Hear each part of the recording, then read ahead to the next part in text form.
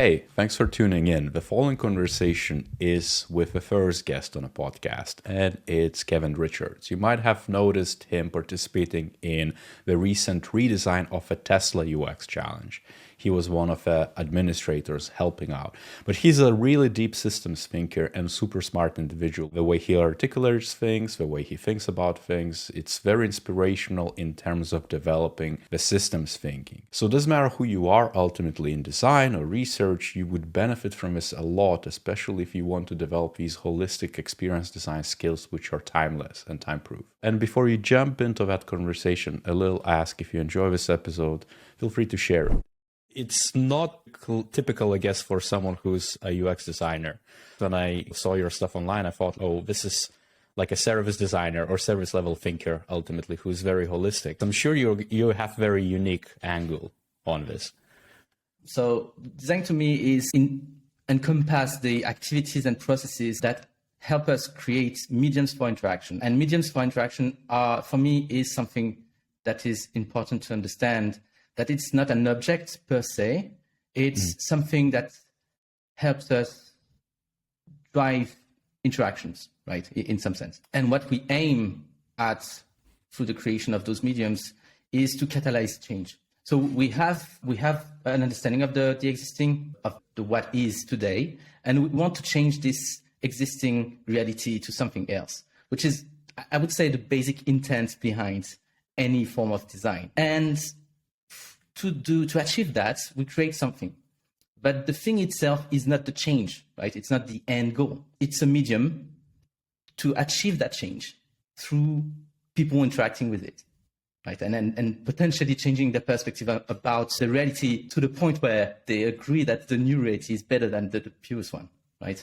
Yeah. And I would, sorry, just to add to that, I also feel like, as you were saying, like to me, like my take on the design is that it's a bit of, like to me, design is change management ultimately. But change management, when you were saying, oh, it's like as is, it could mean a lot of things. And I feel like then you have designers, maybe they're a bit more junior or maybe developing, still growing, even leading, sometimes think that we need to design the medium or we need to design things, which is, it's what it comes down to. But ultimately what we really design is almost like people, their behaviors, their like how we interact. Yeah, we are trying to change how people interact. So this can be achieved through different means. And I guess this is where what you were saying about my perspective on design, which is a bit different from what we can see usually, is like, I feel it's important, but that it's not that important to focus on the means, right? Because most of the design contents and knowledge is about the means. It's how we do the things we do, right? And I find it interesting to say, okay, but it's not the end goal, right? The end goal is to change the reality, and the reality is composed like mostly of people, right? This is where we act, right? It's with people, for the people, for achieving something with them. So it's where it's interesting to think about that this way. Is like it helps you to focus on the context where people act and how the thing you are designing is in the middle of that and trying to do something, right? How it will reorient the interactions in a different way. And different doesn't mean necessarily innovative, right? It can be just slightly different, or it can be like a totally different. And then you have a spectrum of interactions you could try to in a specific context. So the what is and the what should be of the future are totally different, dependent on understanding, right? And this is probably where it's interesting to like I feel like most of what we do evolve around knowledge and our notion of understanding the present and how we can change things. Like this, like an interesting interaction between how we make sense of the world and how we change it. Right. So these are aspects that I find interesting, and this is what drives my definition of design. I intentionally create it in a way that it's general, like it's not specific to a practice. So it's not about the design discipline as a set of practices and methods and tools. It's really general as an understanding of design. So that means with that definition, you could say like a developer, like an engineer, even a politician is a type of designer because they create mediums to change interaction in some ways to achieve some changes in reality, right? So it's quite general. So maybe some people would criticize it for that because it's not that specific to design as a design practice, right? But then you could say, okay, but what it allows you to do is pick things from other disciplines and say, yeah, I use it to design as well. Like I can repurpose them in my work as a designer to do things maybe differently or create a new understanding of the world and think about new things, or think differently about those things. And this will generate novelty. And this is where it's interesting. It brings you more closer to innovation because you bring a new perspective on something that enables you to create new interactions, right? Basically. Yeah. You see, when you were mentioning about the challenge here, I wanted to jump in immediately, but it's like, I guess the democratization of the research and design and the strategy itself is like a big topic, right? Like we could spend hours. Like to me, it's like a key distinction there. It's like, yes, everybody can design and everybody should design. Like to me, UX is a team sport, let's say. That has been my mantra for years. But someone who's, let's say, maybe hasn't seen all the complexities or hasn't dealt with all the different uncertainties, all the different risk, or hasn't managed that, is not really gonna be, I guess, like good enough or as progressed of a designer as someone who has seen it, who has been there, who has done it, if that makes sense. To me, it's like, that's why it takes decades of like very hard work. That like you spend the same, probably even more amount of time than I have in the trenches, like developing your skills, because you almost have to, you have to see so many angles and you have to like poke at that beast of UX or challenges again and again until you realize that you need to detach from the technical means and kind of design it much more holistically. Would you agree that? Like, what's your take, I guess, on that? I agree that there's a tendency to people with more experience to see things more this way, but it's not a given. Like, it's not always true. I met some people that are way more experienced than me, and they like to not go there in that place of abstraction and talking about strategy, and they love to be hands-on on what they do and be in the technical side and deep dive in it. And yeah, so it's not necessarily a given, but I agree that there's a tendency for people with more experience to see things that way. Now, that being said, say it's also, I would say it's correlated to how much us as designers try to expand on our understanding of the world through other disciplines, other type of knowledge. Like, I would presume from what you explain in your videos and how you talk to people and etc., that you have an understanding of business and you have an understanding of research and more like the technical aspect of what it means to do good research and what is a good business and how businesses works and stuff like that. And what is a good organizational setup so people produce things and stuff like that. So those little pieces of knowledge that is external to design, but plays a huge part in what we are doing, that you spend time trying to understand them, learning about them, and trying to apply this knowledge in your work, expand your understanding of what you are doing, and therefore it leads you to the path of, okay, so there's more to what I'm doing, right? There's more that I need to understand and need to at least practice once so I know what it means, right? Because as you said, practicing is like something it's, okay, I will come to something that is a bit technical, but there's something interesting because we have the tendency in design content to make the distinction between thinking and doing and learning and practicing. But I would say the two are really interdependent. So it's called praxis, and the praxis is the combination of thinking and doing. And you need to grow your praxis to be able to expand your knowledge and therefore your practice as well. Right, so the two are codependent. So as soon as you get new knowledge about something, and that there's some asperities about this knowledge that you find especially relevant to what you are trying to do. Right? So you need these asperities to be like really relevant to you for it to work. Then you try to apply a bit of that knowledge your way in your work, right? And you learn from that. And this will feed back the learning process, the thinking process as well, right? So they are codependent. And I would say it's where it's not really important if it's about widening your understanding or deepening your practice. It's the same process. So I would say this is why it's not a given that people with more experience will necessarily try to widen. Maybe they tried, but they said, okay, it's not my shit. I prefer to go to focus on what I feel I'm good at. And some people feel like the need for experimenting new things. And then the two are, and I would say one is better than the other. But yeah, I don't know like if I really replied to your question. And I think you did. It's like, you see, my take is always, even you describe the learning, I guess, this kind of approach to learn. In my book, Get into UX Design, I spend, and I guess the majority of it was really about that, about the delay, or not the delay, maybe like what I would classify as fixation of sorts, where someone who comes into a field, and again, bringing maybe like very early in the design development career and how people design is, if you're a career change, if you're a junior, even if, let's say, you're a product manager, you want to learn about what good design looks like.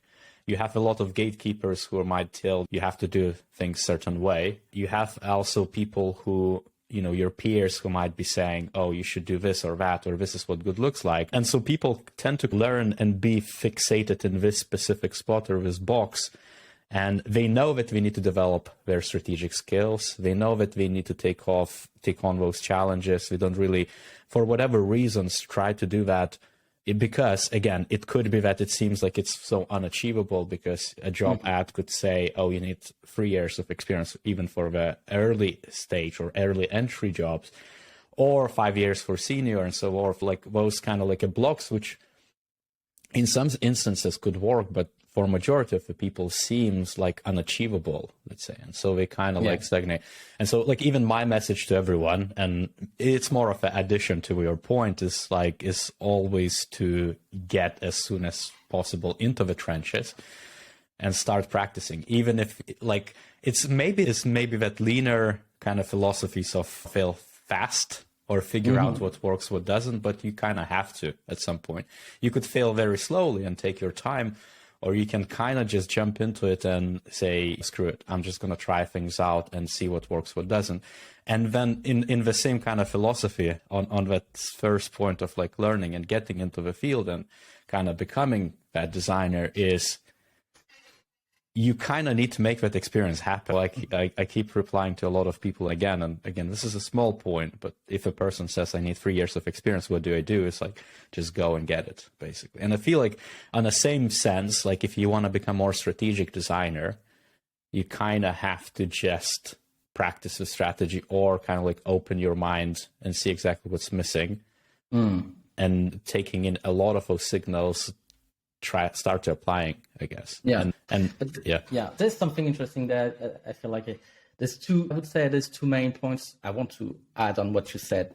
Is like context is king, right? So it's not always that easy for people to start because they are not actually, but they don't necessarily know it, that they are not necessarily in the right context for it to happen, right? So changing context is often a good way to change your understanding of the current, the now, and perceive those signals you were mentioning that you were not able to perceive before. So they are here, they surround you, but sometimes you need this. You don't necessarily need your perspective to change. You need your context to change for your perspective to change as well. Because usually perspective, like what we call mindset, is highly dependent on the context you are in. So if you are always in the same context, try to get new things, it will be hard because you will work against your current context, right? But if you are in a new context, you need to innovate anyway, right? You need to bring new ways of doing things because you are in a context that you don't quite understand yet the rules, right? So you need to try new things. And by doing that, you are slowly changing the way you perceive things, right? So I would say it's an addition to what you said. Sometimes just trying new things in a new context is a good way just to realize that it's not that far off to be there, right? To be in the place you want to be, right? Yeah. And it's a bit of that kind of like, I guess you're touching a bit of that ontological design and how, I guess, how the environment can, like you can shape your environment and the environment shapes you back in return.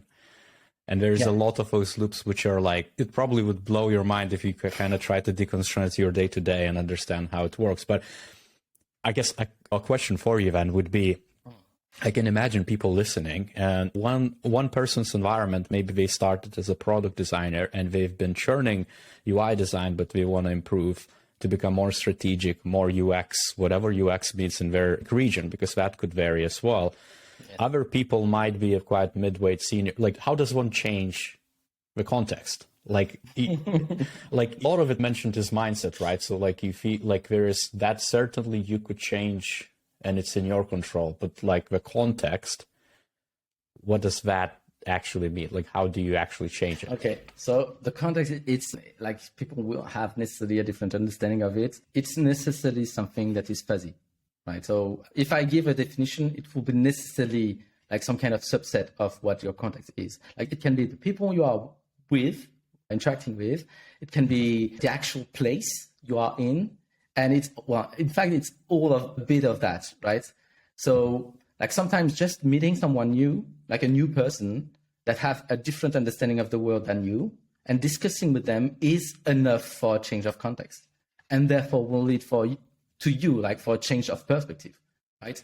It can be as easy as that, or it can be like something that maybe just your holiday trip was enough for you to change perspective on things. It's hard to say because it will be different for each people to find the moment you realize that something changed, your way of perceiving your environment, it's already like in a sense too late. Something happened already for you to change your perspective about it, right? So it's hard to say. It's easier to say with the benefit of hindsight to say, okay, it was this event that changed. Usually it's a combination of, but you can force some of them. Like, as I said, meeting new people is a good way to start. Also, I wanted to say something that's like another point prior to that, but it's highly linked to what we are discussing right now, is that sometimes it's easier to think in terms of adjacencies, right? So something that is close to what you are doing right now, but it's a slightly different. Like, for instance, you don't know where to start doing design, but you have friends that are maybe working in or giving some time to nonprofit organization and stuff like that.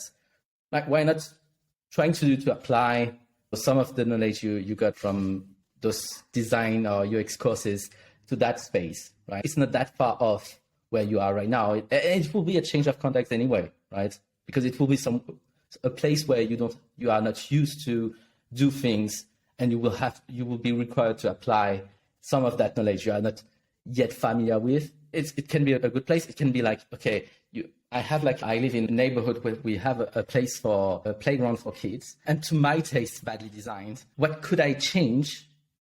How could I apply this knowledge to that space, propose something to the community and say, okay, maybe if we change that, and we can try to measure how it affects people and stuff like that, and just apply pieces of knowledge, and you will feel already a bit more confident about it, right? So it can be places of where you are right now, where you find opportunities to try new things, and you will get some things wrong. That's not really a big deal, because we call that kind of places fail to safe, right? It's fail to safe. It's safe, to fail there, right? Yeah. So it can be a good way to experiment new knowledge.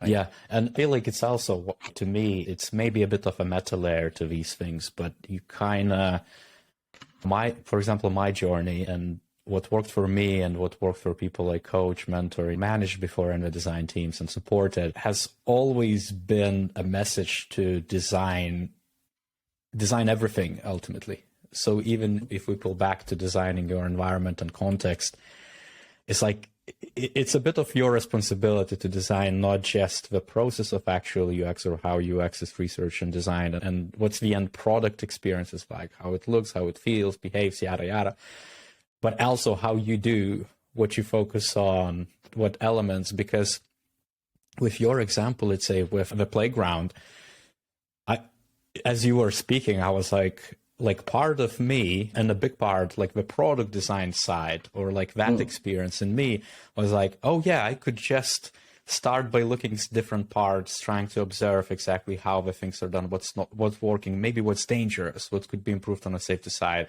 or what could be improved on the kind of like education side, entertainment side. and kind of update just the artifact, just the mean of how people interact with it, like children in this perspective. Yeah. But the bigger part of me, maybe more strategic part, also is thinking policy, the local governing body. Like that's like almost like an immediate knock. And this is what the real thing is, because you might convince someone, maybe a neighbor, that this is a good idea to remodel things, like the different play parts, whatever it could be. But there is so much more you have to figure out and so many more knock-ons. And it kind of brings us back to the uncertainty, I feel like, a bit. Yes. Yeah. Where like the things can be as complex as they can be. like depending on where you stand and what tools you choose to kind of look through, I feel like you're gonna either make yourself new challenges or have very unique challenges. Doesn't matter who you are, what sort of level designer. Yeah, I agree. I totally agree with you. It's like the spaghetti bowl where you try to get just one spaghetti, but there's too many spaghettis that are just wrapped, and you cannot really like get one without trying to unfold the others and stuff like that. And it becomes like, it seems in its isolation quite easy to do, but while digging in how to do it and trying to do it, you realize, well, it's way more too complex than what I could predict it. Right? It's exactly your point, and that's an interesting thing about complexity in general. That's a good definition of complexity is it's a bit abstract. For people trying to follow what I'm saying, but it's a good definition anyway. Complexity is the state of entanglement between the interactions of the various parts of the system.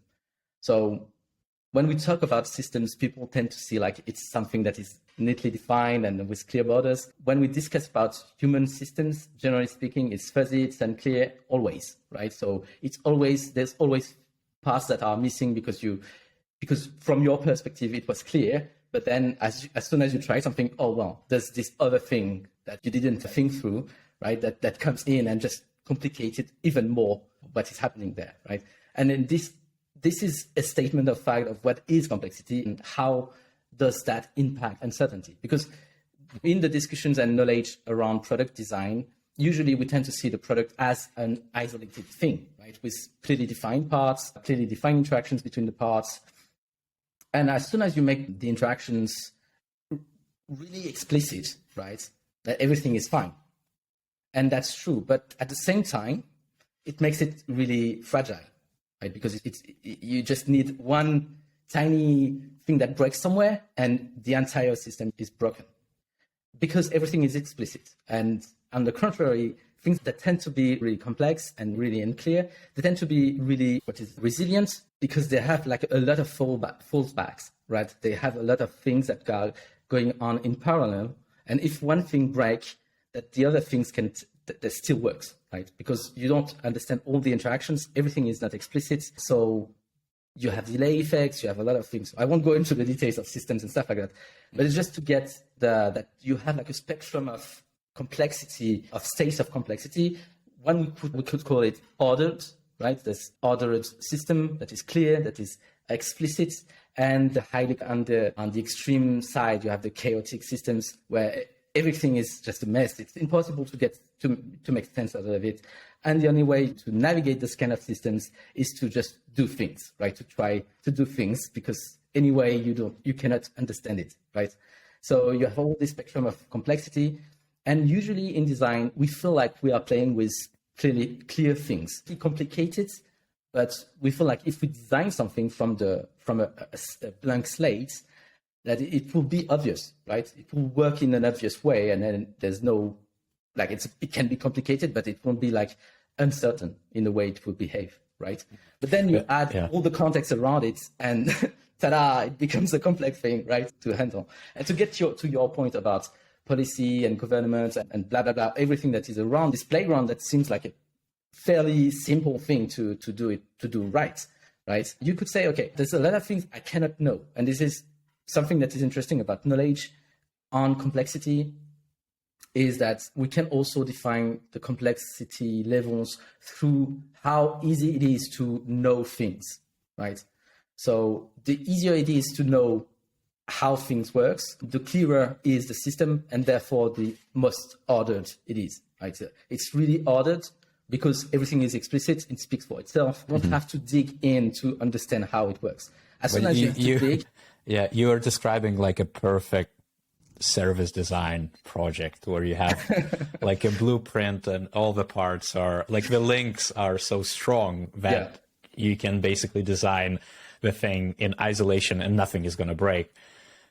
But it's never the case. Never a case. And it's almost like a double-edged sword, because sometimes like this is maybe like a off a cuff, like very general example, but as a designer, you might join and you might need to design this quote unquote app. I'm just going to use it as a blanket example. And you might be actually much happier and probably better off just designing the app, not considering the knock-on effects. Yes. Because once you get out of that boundary, it could be that it's either not going to work or the stakeholders or any other, a lot of variables which just might be against you. Like it could be not even the time to make that change, because to make it right, you have to go through time or resources, costs, and things of that nature. Well, that's something really interesting about what you said, like getting it right. Like this is something that we feel is important in design, but we rarely take the time to like question, like, what is the right thing to do, right? What is the right? And for many people, if you ask many people about the same products, it will be different answers. And this is also like one of the interesting features of complex systems is like they hold different truth, like different rights at the same time, right? And it's impossible to converge to one single truth. So you have to accept from the start that you won't get things right? Which is counterintuitive for a designer. Yeah. So it's not that important that some things doesn't work. Like that some things are like, some people are complaining about some part of the product or some part of the service, right? It's not that important. It happens because of that. You won't get in a place where things will be like perfect, everyone will be happy and stuff like that. So we have to accept that. So we have to remove a bit of our ego on the side and say, okay, that's part of the game I'm playing. It's that things cannot be right. They can be like better than previous. They can increase some aspects with the side effect of decreasing other aspects by definition, but you won't get things like everyone aligns on what is the right thing to do. Yeah. Everyone can be aligned on what is the right thing to do on a local level, like on your, like in your team. And you, like in some sense, you want that to happen, right? That you want people to be aligned on what is the right thing to do right now. But you have to accept that it's only a local truth, right? That external to that locality, it might be not true, right? And you can fail. I guess, sorry. Go ahead. No, finish your. So just to come back on this playground, which is a good illustration of what you could do as a designer, to use design, so the designed artifacts, as a way of knowing, as a means of discovering things that are not knowable otherwise, is you design the thing that you feel is right, and you see what happens. Like you go to people that holds the power of decision to say, well, we can make that happen, right? You go to them and you say, okay, I feel like this is a better design. What do you think of that? And they might say, okay, we had this idea originally, but we didn't do that because of that reason and that reason. And you just transform your design as a learning tool. Right? And this is like the next step of, I would say, how you could design stuff and how you can use your skills as a designer for discovery, which is an exploration, which is something that I feel like is really important, especially if you want to have this kind of strategic mindset, is repurposing always what you are doing to get new knowledge, to get new information, to get signals, to help you understand things better. It not necessarily means that because I've done that, I will create the perfect design, as we mentioned, because by definition, it's impossible. But you could find ways to get closer to a state where you could achieve something in that context and not being stuck, because you don't want to be stuck in that place where you cannot do anything because everyone's saying, okay, well, this is a good idea. And the other guy says, oh, it's a bad idea. You don't want to be in that place where you cannot do anything. But right? You can't really avoid that either, right? Like, what brewing in my mind as we're just going through these things is, Also that a lot of, I mean, I'm not going to even try to estimate, but I would presume that a lot of the projects or a lot of the value creation efforts, because it could be that, I don't know, one of the designers, I'm sure there's designers or product people or like budding researchers who are going to go their own way and just go out there and do something disruptive or follow up on entrepreneurial efforts and take it 0 to 1, create their own system and gonna kind of figure out the ingredients and links so that everything works. It could be all those policies and the people and the processes and like apps and products and whatever is included in that. But to me, it seems like the majority of the projects or those value creation efforts are gonna be existing systems. And even from a philosophy side, you could say that everything already has a system. It's just that whatever you design, you're just gonna update or look at the challenges within the bigger systems, kind of as an onion scale. It depends like what level of abstraction you look at it. But to me, it seems like still, if it's a day-to-day job that a designer has and we need to be strategic, they're going to approach systems which already exist. And they're probably going to be inefficient, and there's not going to be anything perfect. And there's always going to be a person who's going to challenge you and someone who's agreeing. It's almost like a part of inevitability, but a really good challenge for someone to say, yeah, well, fuck it, I'm still going to do it. I'm going to go for it ultimately. Yeah, that's true. But as someone that will do it anyway, you will still need to find support, right? You cannot do everything that comes in your mind and then just try it, right? That's possible. You have like limitations. They are not the same everywhere, right? It's highly dispositional. So like, let's say I'm living in Switzerland. We love regulation in Switzerland. There's a lot of tacit rules. People are not willing to cross, right? Things that are cultural and stuff like that. Me going against those rules that are not explicit, I will fight like all the time just to get one tiny bit of what I would expect. It will be tiring. It will be like waste efforts, right? For most parts, for not that a big win at the end of the day, right? So most people not go in that route. And people that are trying things, they are trying to navigate those tacit rules and those explicit rules and stuff like that, and find a path where they can achieve something that is close to what they are trying to do, but it won't be like necessarily the exact thing that they had in mind, right? So like it's where we would go back to ontological design and stuff like that. It's where your idea of what is the good future, what is the change that you want to see happen, is highly dependent on your current understanding of the reality of right now. As soon as you move in the process of changing things, your understanding change, and therefore the idea of the future change as well. So on the hindsight, you say, well, it was always about that, right? But you don't really perceive the small changes over time. So if you had to take a diary of everything you have in mind and write it and like say, okay, jump in the future right now and read back, you say, well, I understand why I wrote that back in the days, right?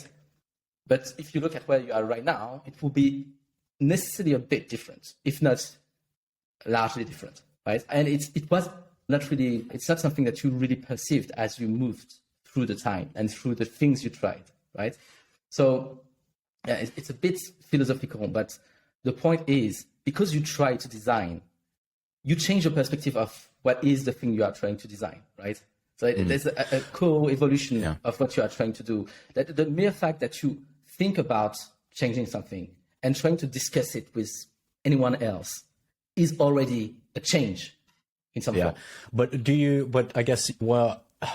feel like people need to embrace that as a fact, I guess? Because to me, it's also, why I'm asking is the ontological design to me comes very naturally, because to me, it's inevitable part of the UX process. It's just nobody really talks about it. Like I was trying to get into UX and I did some modules and studies back in the day in uni. I think ontological design was mentioned maybe once, and that was mentioned as a broad idea. And of course, UX at that point was still maturing. But to me, that's like, it's a pillar, so to speak. And I feel like there is a lot of maybe natural resistance from creative side that we try to fight it or look at each challenge as a unique? Okay, so yeah, that's a good point. That's a good point. So should we embrace it? No, not necessarily in the sense that we live with that anyway. At the end of the day, it's just a description of how things work, right? I'm not speaking necessarily of ontological design, which is an academic concept that is that has some ramification and how you should do things and stuff like that. So I'm not defending a ontological design or proposing that we should do things through the lens of ontological design. But ontological design brings a lot of things that comes from complexity and complex systems and stuff like that because of who are the originator of the concept. So should we embrace that fact? I feel like it's there's something about that is interesting that we can take as a personal philosophy that one could apply in their work, is the notion of control, right? Because at the end of the day, as designers, we like to believe that we have control over the things that we are designing, right? And that makes sense because we are active changers, right? We have active change makers, right? So we feel we have control over the things that we try to change. And as soon as we lose that part of that control, this is where the feeling of not being able to achieve what we are trying to achieve just hit us, and we say, okay, well, this is where the ego side also usually take a hard hit as well, because we felt like we had control over the things. I want maybe as a personal philosophy, what I find interesting from that kind of understanding is that you can start working on something and acknowledge the fact that you will have a zone of control, an area where you can have control over things, and there's all the rest of the space that is filled of things that you have no control over, right? And it's already a relief to think this way, because you want certain things to come in your zone of control where you can control these tiny parts that interact with the rest, and you just hope for, in a way, you hope for the best, that what you are trying to do on your side will impact the other side in some way that benefits to what you are trying to achieve. And seeing things this way, because I don't like the fact that we seek control as designers, because it has some ramification that I find unethical, especially in the side of when we're working with stakeholders, right? We want them to believe in what we're trying to do, because we want them on our side. And then the next step to that is changing their minds, right? Which is really unethical if you think about that. You want that your ideas becomes the only idea that the other guys believe in, right? It's really there's some form of colonialism of thoughts, right? Which has some form of that has some unethical aspects. But I feel and sorry to interrupt, but I feel like this is a very important part. And this is maybe myself and my N equals one type of perspective, but I feel like if you want to become a strategic thinker, a strategic maker, one of the things which you need to be able to decouple is your ego and your ideas from the evidence, in a way, like the reduction of complexity or uncertainty. And one of the things I apply, and I don't know, maybe you use some other mental models or tools, but is almost not sharing what I think or how it rubs me off in the wrong way, even if it's a workshop, a forum, even the talk now. You're saying a lot of things which 99% I might agree, and 1% is but I don't need to say, because in the end, we're going to come up with something which is actually going to have legs and actually going to... Yes. And in that regard, it's that's where you have a notion of the best designers really just facilitating design, or really just facilitating those efforts. Almost guiding the team from bringing, there's just so many variables, so many angles to it. But to me, it seems like one of the big ones is really being able to park your mammal response and ego and fear and everything in between and kind of let go for a sec and almost see what happens in a way. Because if you try to control everything, and in a way, I guess the challenge to myself would be, as an opposite side of the spectrum, is that it's almost like a job to add a bit of a control, because you have objectives and outcomes you desire as a team, maybe not personally, and you try to. I guess it's almost that process and a loop. Yeah. Yeah, I feel like there's an interesting side discussion about metrics and monitoring, which is also a form of control and less control about things, which are like two different notions. But yeah, to come back to what you are saying, I totally agree with you. And you mentioned the fact that design is a team sport, but it's not only that, right? You try to co-create with whomever is on the circle of people with interests close or related interest to what you are trying to do, right? I don't like necessarily the discussion about trying to convince them that you are doing the right thing, right? It's more about, like, as I said before, like there's multiple truths, but they can find some kind of a coherence level where things that are apparently contradictory find a place where they can coexist in the same place and work, that they work together, right? Despite their apparent contradiction.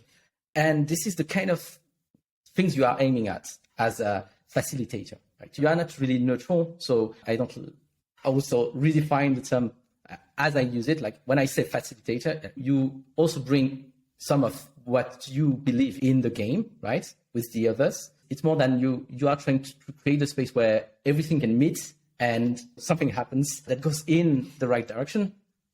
And I'd say it's more important that it goes in a direction than it creates something actually like already tangible, because what you are trying to avoid is a notion in algorithm that is what is the term? I just lost it. Sorry. No. Just for, We can come back to that. Yeah, it's just the things converge too quickly, too rapidly. Yeah, it's premature convergence. And this is something you try to avoid, because as soon as everyone agrees on something, like really agrees on something, you lose diversity. Like you lose everything that makes the asperities of the ideas, right? It becomes one single thing that is monolithic and that is like can do something. I'm not saying it cannot do something, but you increase the chance that it fails, because then you have no other things that are connected to it that could save it, right? Yeah. So one diversity, this is where when you facilitating design is what you are aiming for. Right? A lot of things, different things that not necessarily converge, but comes together at some point and create something that goes in a direction that is acceptable and also that you feel like brings benefits, right? Not only at your level, but for others. So everyone feel like it's still a necessity to collaborate in that direction, right? Yeah. Because as soon as you lose that, you can go alone in one direction and feel alone and bring that thing alive and realizing that no one believes in it. And you might succeed. I'm not saying you necessarily don't succeed with that kind of thing. But it's also increase your chances of getting that success because it's just your idea, right? And I feel like it's a bit angled to sustainability as well and well-being too, but it's also maybe a realization, sorry. And to be honest, I feel like the best and most strategic thinkers, most strategic doers in design are the ones who realize, and something what I learned most recently, throughout the years, I guess it's been kind of creeping. It's one of those notions which I kind of forget, but then revisit, is that you always take a bet. And that's nothing, it is for certain. Yes. And it's probably kind of looping back into our points, but it's something that product managers have been hammering for so many years as well, is that everything is a bet. And you need to choose how you inform that bet and what outcome you expect to take, and then you can reflect and learn from it. But with that notion, then it's not really someone who's going to make that one decision, because you can't. It's like, if everything is a bet, then maybe someone is going to make that big decision or small decision, but still, in the end, you're going to learn and you're going to come back to it. And I feel like maybe designers tend to cling to the process, maybe a sequence of a process, and something we try to guard so much, especially in like design leadership roles. And I can attest to that. My ego gets inflamed sometimes, even if I know it's not the right thing to do, because we tend to skip the things, even if we know we're not right, and then maybe succeed, maybe fail.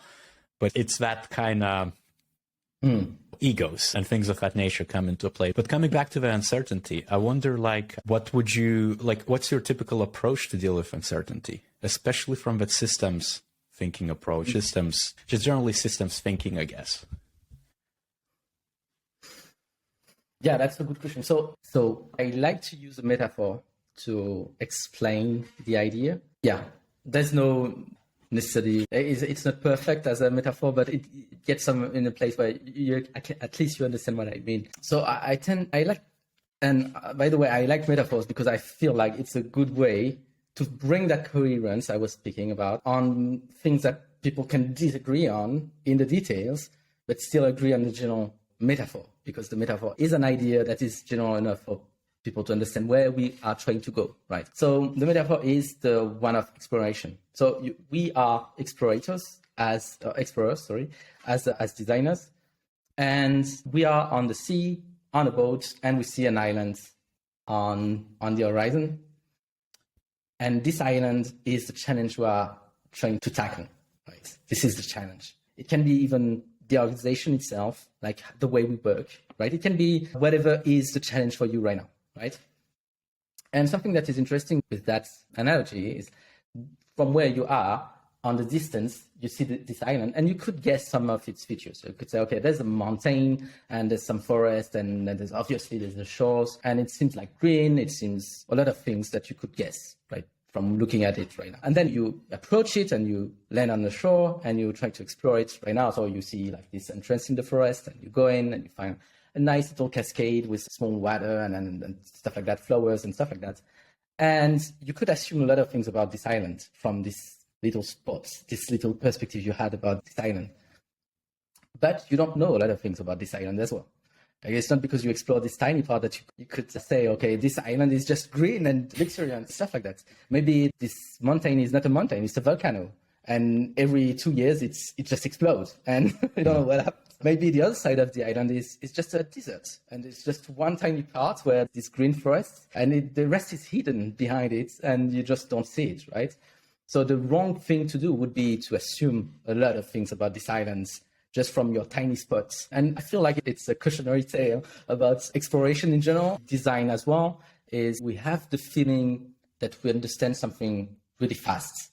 And it's normal because we want to act in that space, right? We want to do things about these islands, like constructing the village and whatever is needed right now for us to survive on that island, right? But not understanding the rest of the island, the rest of the ecosystem, how things interconnect together might be like to the detriment of our survival, right?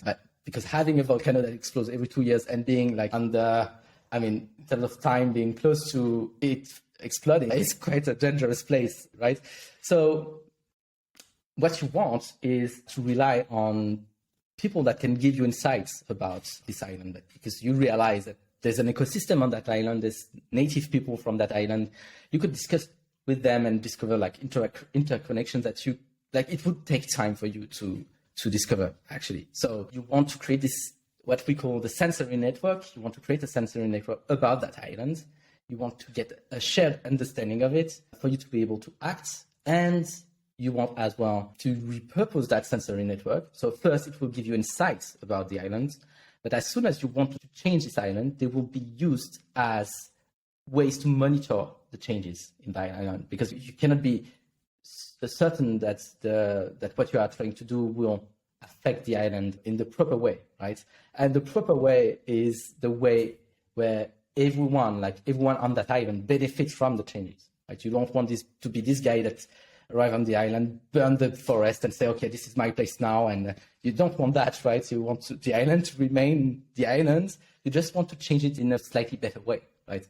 So, but I like this metaphor for what it helps you to think in terms of process and what activities you should try to do with any challenge, right? It's to get an understanding of it that some people have experience of that challenge, that they have a perspective about it, that one perspective is not good enough, and et cetera, and to use people in a way for you to get sense of and monitor things throughout time are very important aspect, because whatever the artifact you are designing in the end that you feel is the best way to change the island is not that important. You could say, okay, I will create 10 artifacts and see which one is doing the better job at changing the island, right?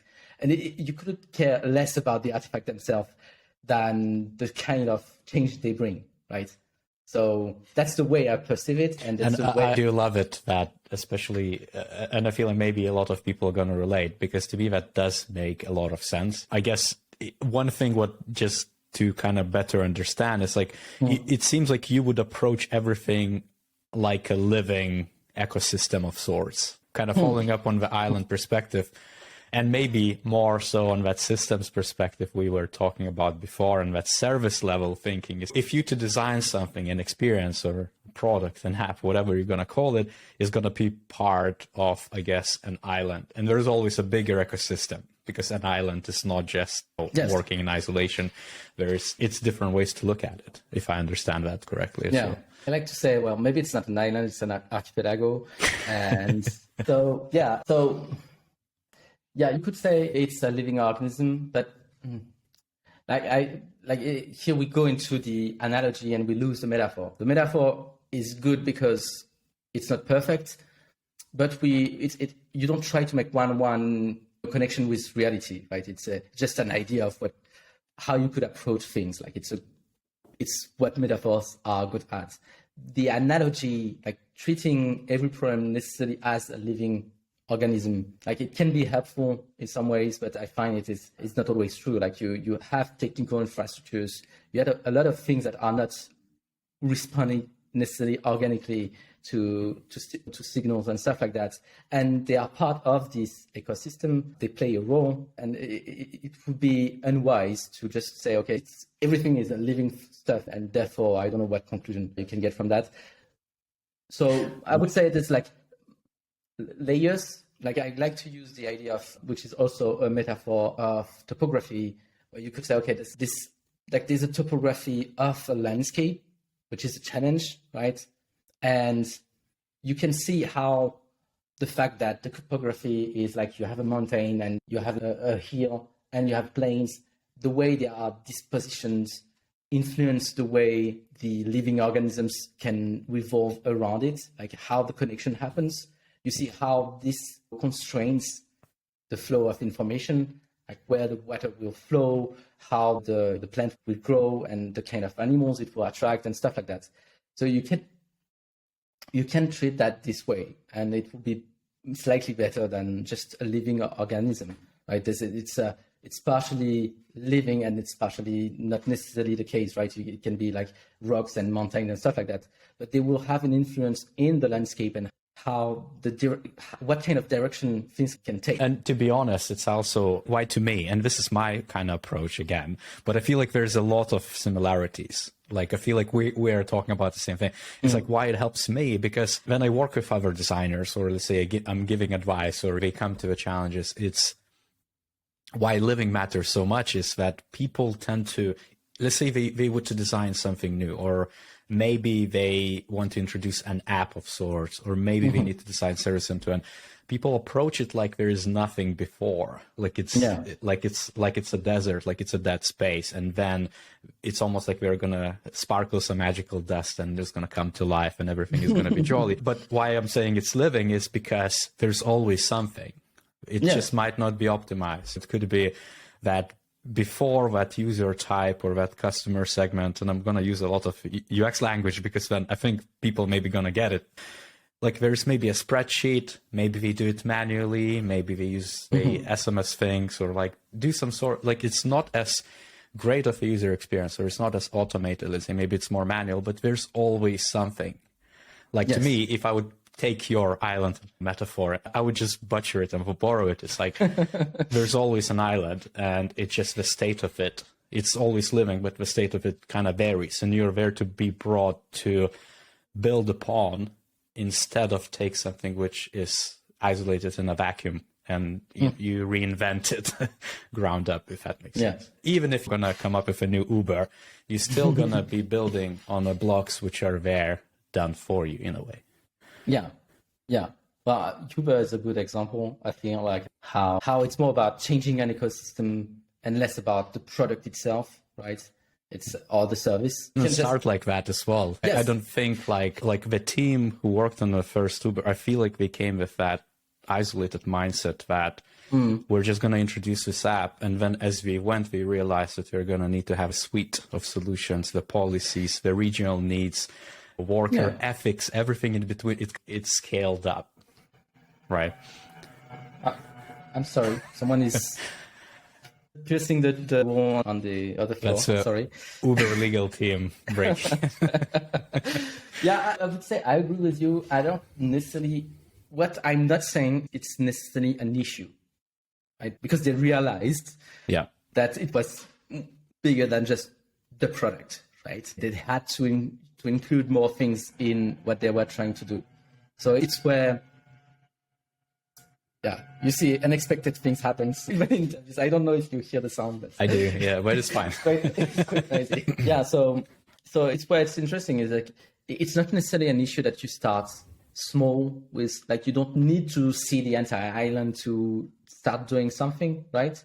And actually I don't put that kind of pressure on anyone I work with to get this broader understanding. It's more for me to see things this way, because now I know that there will be unexpected things happen, but I'm not surprised. I'm not necessarily surprised by the fact that it happens, because I know that things are more complex, and it helps you. It's way easier because you don't believe in this isolated thing until something happened and just destroy what you were trying to do and say, okay, now I just stop what I'm doing because it's impossible to do what I want to do, right? So I'm not feeling stuck because of that. So I see it helpful to perceive the world this way, but it's not a necessity to act, right? I would even say, to come back to my analogy with the playground and how designing something can be a tool to learn. As soon as you approach it this way, you see that you could say that Uber is exactly that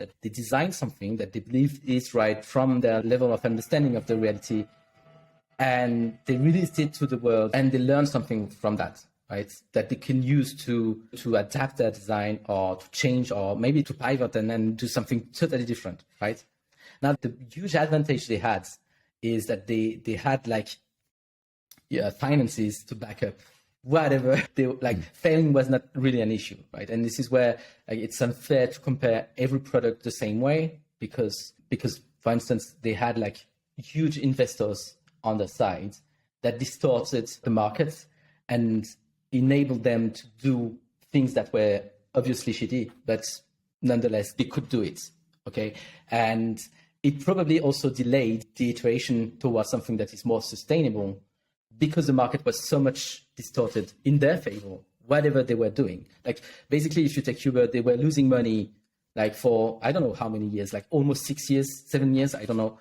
What kind of company can pretend to that kind of cash flow and losing money throughout the window, every year, so much money, and still being alive, right? It's not that many companies so young, so inexperienced that can do it, right? So it's an unfair comparison to say, okay, I want to be the Uber of you need the investors for that. Yeah. Right? And it's quite by design as well. Yeah. You see, it's like they knew what they're doing, and so many other businesses right now, you could name every ever successful multi-billion company which started in tech space or tried to disrupt something manual with tech.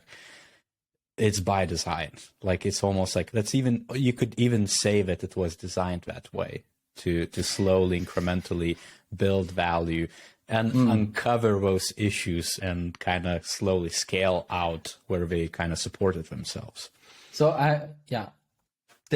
I partially agree in the sense that there's necessarily part of intentionality in the feature of the design, and there's part of unintentionality in how these features express themselves in the context. So what I mean by that is that and Uber again is a good example, because basically they had a non-profitable product for a product that were not succeeding for many criteria of product management criteria, right? They were not succeeding with their product, and still they remained alive and being able to function. And it's partially by design, because how the financial markets works, right? You could say, it's by design, but they also had the opportunity to find this kind of investors that could help them sustain what they were trying to do, right? So it's partially by chance, right? They had whatever the circumstances that make them able to get this kind of investors are like to like one of the reasons why they still exist today, right? And it's partially because the market, how it works and how it is designed and what are the rules of markets that enables it to happen. But you could say, okay, maybe at the same time, there were like 10 other companies that were trying to do the same thing, maybe with better products, way more integrated in the existing ecosystem, that wouldn't have lost money as rapidly as Uber did, but they didn't get the investment, right? And you could say it's by design as well, because circumstances, right? Yeah, because definitely. And you see, like, I feel like it's also really good. It's such a rich topic as well. Like, there's so much learning in that example, especially if we talk about strategic and systems design. You could even argue, I'm going to give you an example. Let's say Uber specifically in the UK hasn't been viewed in the same positive light like many other businesses, Airbnb, you name it, like things which worked half a decade ago and then just climbing in success and growing and scaling and people love to use are no longer the case. And maybe there is a bit of a natural life cycle of how things scale out of the proportions where you cannot, again, maybe use that control. We argue that it's not a good thing, but you cannot assure enough quality, I feel like. Something almost goes out the window. And in particular, like to me, the key issue of that is like, let's say, worker well-being, rights and reward, like the ethical side of that. And I don't want to dig into it because it's such a massive topic for today, but it's kind of like strategically, if you would want to disrupt Uber today, it's almost like a perfect spot because you can learn so much and you know exactly what worked, what didn't. And it's almost like maybe a natural business evolution anyways, where you figure out exactly what, and you learn from others' mistakes and then introduce. And coming back to my specific example, in UK, Uber has been successful for so long, but there have been so many competitors budding out right now, and especially at the local community level, where those unaddressed markets which learn from it now are budding up. And because they're keeping so small, they can invest enough time and look at the things and make it quality enough. And they also have to consider all those ethical bits because they need to pay enough to be competitive. And they can't afford to do that because they are not that big where they need to sustain costs or end up fixed, I guess, shareholder targets where we need to get enough profits, which are not distributed evenly on different aspects. But again, it's a fascinating learning type of case where we can just draw out so many conclusions. Yeah. One thing we can actually learn from it is something that you can learn also from network effects, is that so basically you could see the network as a general thing, right? You could say, okay, all the nodes of a network, etc., like things that are equal, like each node is equal. And something interesting happens is because localities of the networks are slightly different, the way information flow, like it can be like a small delay, it can be how one actor is positioned might have advantages of other actors in the same network, and et cetera, et cetera. What we see happening is that something that is true on the local level cannot be true necessarily on the general level of the network, right? So something that is interesting with globalized markets and like especially US-based companies that tend to be like everywhere, they cannot get to the localities quite well. Like it's impossible for them to be good everywhere at the same time in the same way, right? And something that you find really interesting is when you look at infrastructures and this like topography of the US landscape in terms of markets, in terms of transportation modes and stuff like that, and you take Uber again and you say, okay, now I look at the disposition of the US as a transportation model, and you realize that they have a poor network in terms of public transportation, like they have other reliance on cars and stuff like that. And you might agree or not if it's a good thing or a bad thing, it's not really the point, right? And you take Europe, for instance, where things are quite different in terms of disposition, and you say, okay, they might be succeeding on some aspects which are similar, but until or unless they do things that are really specific to the locality, they cannot succeed in the same way that they are succeeding in big cities in the US, because you have no real equivalent of those big cities in Europe. They don't exist. Like you have big cities in Europe. I'm not saying the contrary, but the way they work, the way they are layouts, and the way all the networks of transportations, people too, like their behaviors, cultures, and stuff like that are really different. Like this on worker conditions is something that is not unique, but typical of European markets in general. Like we have another, compared to US, we have more rules that regulate how workers interact with employers and stuff like that than the US market. We don't consider workers the same way than the US market in general, right? Where it's potentially normal to have like 7 different jobs for one person in the US to be able to just live properly, right? It's not in most European places, right? You get 1 full-time job and sometimes 2, but it's rarely the case that you have 3, 4 different jobs, right? I'm not saying it's not possible, but it's more rare and stuff like that. So when you take all those aspects and you see how they tend to, to constrain how businesses works in the US and how they succeed on global markets, right? The conditions that makes them successful, and you take them at a local level, like, I don't know, some places in the UK, you can see how they can fail way more easily than they were successful in the US, for instance. You could say, okay, now if I want to compete against Uber, I can do it much more easily because my understanding of this local level is way better than what they can have as an understanding. How this local level works, what kind of needs you need to emphasize on, and create some kind of solution that highlights those specific needs and stuff like that, that Uber just don't care because they cannot afford to do it, like for each locality, right?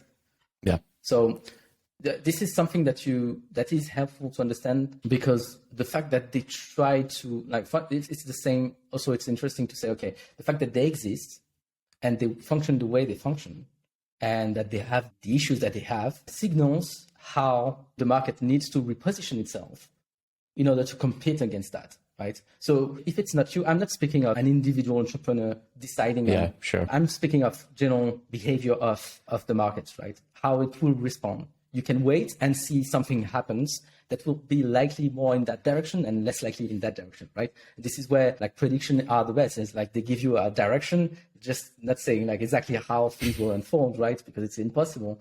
But say, okay, it's more likely to go in that direction. And usually you see that kind of things happen. Just if you take really the aspects of different markets, how they respond, what kind of things they value more, you can like make this kind of predictions, right? And it can be helpful as a designer to say, okay, now I'm trying to understand this kind of infrastructural things that will help me understand now what kind of behaviors it drives from a business perspective, from a design perspective, and also for a cultural perspective, right? And now say, what if I were doing the same thing but in a different space where those kind of rules don't apply? Right? And you could say, okay, now I can design an alternative Uber that works better in the UK, for instance, right? It's a kind of thought experiment that is interesting as a strategic designer, because it gives you opportunities to try out your ideas, your understanding, right? And test if it actually makes sense to go in that direction or not. Like, and you can just ditch the thing if it makes no sense, right? But it's an interesting way to approach innovation. Right. Do you feel like you kind of, I guess, would it be fair to say that thought experiments like that is the way to develop it? Like, I can foresee immediately that a lot of maybe whoever is listening, and they're thinking, okay, well, that's it, right? But like, is this the only way you can become strategic, I guess?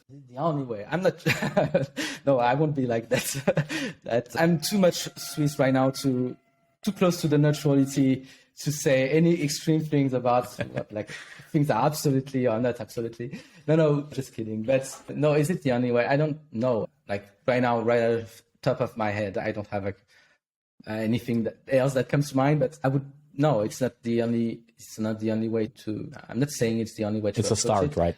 But it's an interesting way to, because as soon as you say it's a thought experiment and you don't care that much if the thing survives, but you are more interested in what happens when you try it, right? Then you get less attached to the idea, less attached to what it is actually, and more attached to the effects that it has on people, right, on your local market, for instance, and stuff like that. And this is where you have more chances, you increase your chances to learn something that is useful, because something that is interesting in terms of, we were discussing about exploration. And exploration, what is interesting in that is you need one thing for exploration is curiosity, beyond many other things. Like you need a lot of things, but curiosity is one interesting driver, right? Because you want to understand, like you want to go a bit further, a bit deeper, a bit wider at the same time, right? And it brings unexpected learnings. Like you don't know prior to that you needed that to achieve what you were potentially trying to achieve, right? So there's something that is what we call the unknown unknowns, right? You don't know it yet, but you know what you don't know. Yeah, but once you have it, you say, okay, this is exactly what I needed to unlock something. And then now you feel like you see a path, right? And this is something interesting. Like it's not, you cannot really predict and force it, really. You have to be just curious. And sometimes you see something and you say, okay, now this is one way that I find really interesting that we could explore, right? And like remain open for that. And it's where it's interesting to, like it's open-ended, it's open. Yeah, and curiosity helps a lot in that direction. How would it apply, though? Like I'm thinking it's also like I would have loved, by the way, to hear all of this some years back, especially when I was so frustrated back in the day. And I remember clearly of just not knowing how to do this, I guess, in the current challenges or current workplace. Like, I wonder if you have, maybe some thoughts of like, how would any other designer could do this? Because it sounds like a lot of that is like the curiosity, the exploration. Like people just need to go out there and you need to almost do extra effort of informing themselves, of researching, of digging deeper, things of that nature. But I feel like a lot of people could also get it in existing workplaces or existing challenges. Is there like a good medium? Maybe like, what are your thoughts on that? So I would say, first of all, it's not an efficient process because there's no efficiency in it. It's a slow process. You need time to think and time to read and time to digest and write down ideas and make connections and say, okay, no, in fact, it was not a good idea. It was not a good connection and stuff like that. So you need time. So this is actually something that I feel unfolds on the side of work. So it requires passion outside of that. I mean, I take my spare time animating communities, writing about what I'm doing. So, I mean, I have this opportunity. Like, I feel like it's also a privilege. I don't see everyone, like anybody is able necessarily to take that time, right? I have this privilege and I'm really thankful of having this privilege of taking that time to think about those things. The difficult part is to bring that back to the workplace because anything coming outside of the workplace is necessarily taken with like, with not necessarily defiance, but with apprehension because it's outside of the current context. So, but even then, I feel like if I could add one thing, it's to me, it's a bit of about the repetitions and habits in a way. It kind of touches that ontology of design where you, like the things you tend to do, like become part of how you approach a lot of other things in a way. Like, and maybe, I'm sure maybe it kind of resonates as well with you, but I feel like then when people tend to even spend an extra few, like to me, it's like for strategy, you need to be unburdened in a way where I feel like, especially at maybe design leadership roles or maybe more senior roles, you kind of realize that where you just need to slow down to speed up. Yes. And a lot of people who are in the nitty gritty and they're so busy, they're focused there, they kind of look at the leaders or managers and they think that managers don't do much. But it's almost like a part of the work, the necessity to reflect, to look deeper, to do research, to look into like the most boring things, like reading white papers or looking at regulations or policies. Or the coffee machine and discussing with people like in a really informal way just sometimes unlocks a lot of things. Like it's Yeah, I think what we are discussing right now is a serendipity, right? The way things like that are totally unrelated or apparently totally unrelated seems to connect themselves together and help you like in an unexpected way. I call them like happy accidents. But for connection, you have to have something right? Like to me, you need enough inputs for it to at some point to click, right? Yeah, I agree. You need inputs and you need a way to articulate things. Like for me, I hate writing. Actually, this is something I really hate to do, but I do it anyway because it forces me to articulate my thoughts, to draw out connections, to make them more explicit and why I'm feeling what I'm feeling. Like I might be wrong in the way I feel about something, but it's nonetheless existing, and I need to not necessarily unpack it, but make it a bit more explicit, like put words on it, so it's clearer why the reason why I'm feeling this way, right? I feel like really egocentric right now, but nothing, even our thoughts are happening in a vacuum, right? We are always influencing whatever we are reading and then applying and stuff like that. We are using that through us, so by necessity we're influencing it.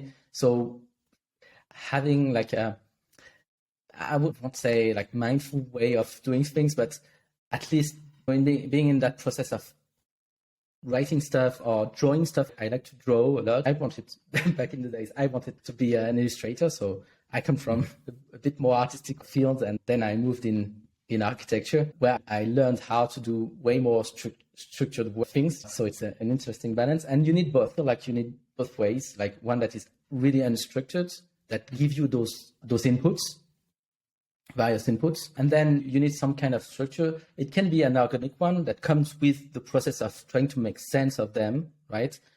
Suddenly some kind of structure emerge from that, or it can be like a structured process that helps you make sense of some things. I don't have like personal preferences, but you don't achieve exactly the same kind of outcomes with the different methods, right? But the main point is about activities that helps you articulate ideas and then helps you make sense of them. And I also love discussions because I feel like having someone that have different perspectives about the same topic, responding to you is a really good way to make sense of what you think, right? As well. And the other person is making sense of what this person is thinking. And this exchange creates something in the middle, is a medium where something happens in the middle that is interesting, that is a combination of the two perspectives, and you can take out what is useful to you out of that, right? And it helps you change your perspective, achieve new things. I feel like we are touching upon the topic of meta design. To me, this is kind of things that come from meta design. But strategy is very meta, right? Yes, like it's unavoidable to even touch it. And it's, to me, as you were describing, this is exactly that. Like, for example, why I started a podcast is precisely that, is to learn to challenge my own ideas, because my approach and my experiences shape what I am or how I look at things, and yours as well overlaps. It's almost like the exposure to different ideas is almost unavoidable, especially if you want to develop your strategic self in a way.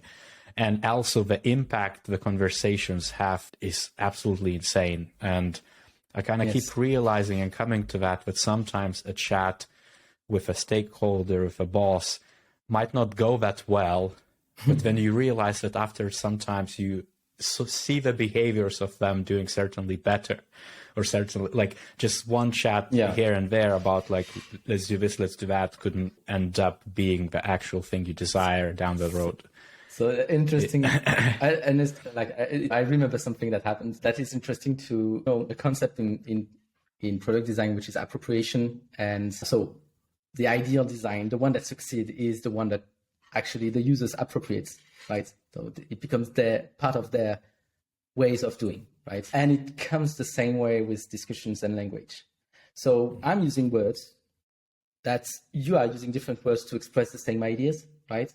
We are not coming with the same language about things. We can understand each other, But something interesting happens when we find this point of coherence I was discussing before, is that you will borrow part of my language and I will borrow part of yours, right? This thing in the middle, we took part of it and we made it our own in some way.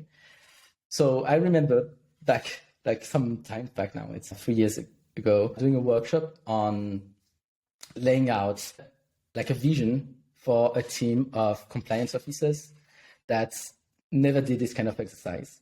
And to me, it was like a terrible experience. Like the end result was not good, really not good. We couldn't do anything with the results. And so I said to one of the manager of the team, which was the leader on the project, I said to him, like, yeah, I'm sorry, this was really a shitty exercise, and then the result is just a mess and blah, blah, blah. And he said, well, no, that was not that bad. They realized this and they did that and blah, blah, blah. Yeah. And 1 week after that, I met one of the guys from the team and just discussing about something using the language we used during the workshop. And I just realized that's exactly right. Yeah. Like the end result is bad and we didn't use it, but it changed something anyway. That's ended up making something way more useful that if we hadn't do this workshop in the first place, right? So like, it's not a big deal. At the time I took it like, okay, it's the second or third time I do a workshop and it doesn't go in the direction I wanted to go. I was like feeling a bit bad about maybe it's me. I'm not animating those workshops in a good way. And I just realized after that, okay, it's not a big deal because now we can discuss. Now we unlock something that it makes sense to them when I discuss about those topics. And now we know we are in a position where things can work way better, right? We can work together in a better way, right? Yeah. It's fuzzy. I mean, I don't exactly know what happened, right? And I don't really care. I don't want an clear explanation about what happened. But I find it interesting, and it's most often the case when you realize that a conversation or something you did with others had an impact on them, is that they are borrowing part of what happened and using those parts in their way, right? But you can relate to it.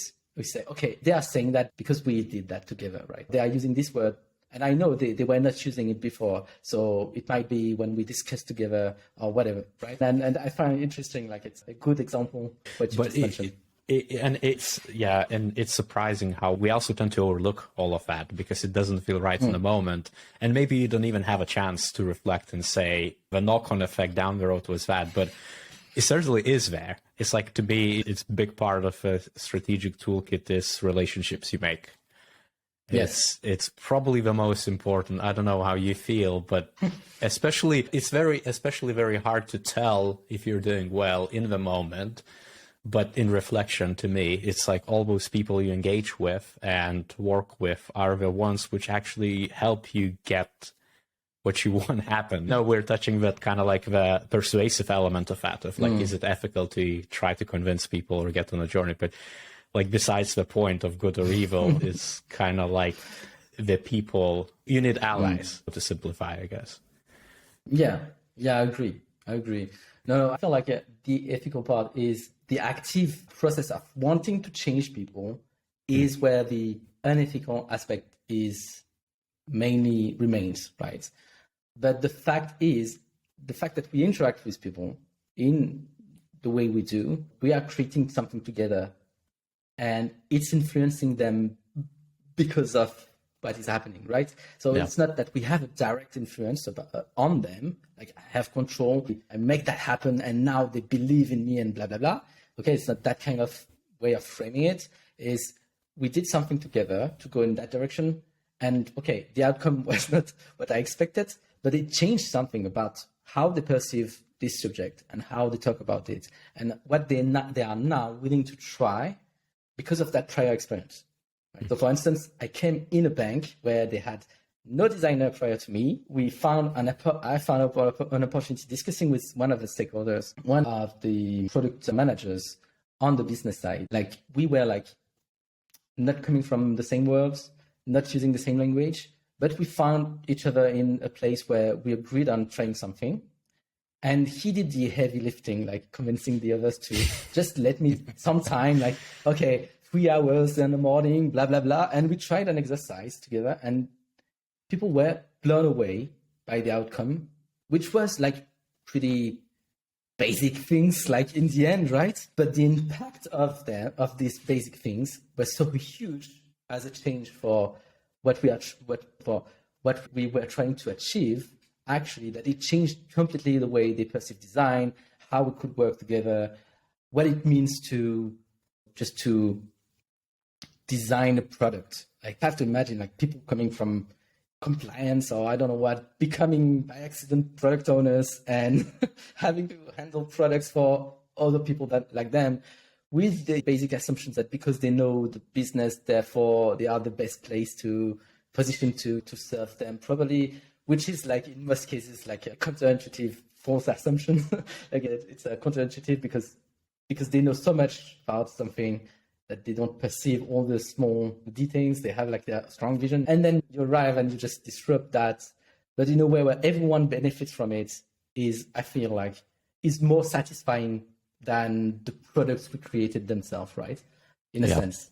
Yeah, definitely. So I totally agree with you. Like, it's how we engage with people, the fact that we need others to succeed, not because our product succeeded actually, but because we created something together. And even if it fails, like for me, the successful part is that we fight against odds or I don't know what together, and we find a way. Yeah, and we find a way to achieve something.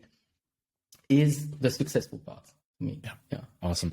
No, this is amazing. And I have a lot of more stuff I would love to pick your brain on, but we already discussed to maybe do a part 2. Is there a place where people can find, like, is there a central place where we could direct people to find more about you or engage with you? Yeah, sure. So you can find me on LinkedIn, Kevin Richards, and also have a website, which is basically kevinrichard.ch, where you can find stuff I'm writing about,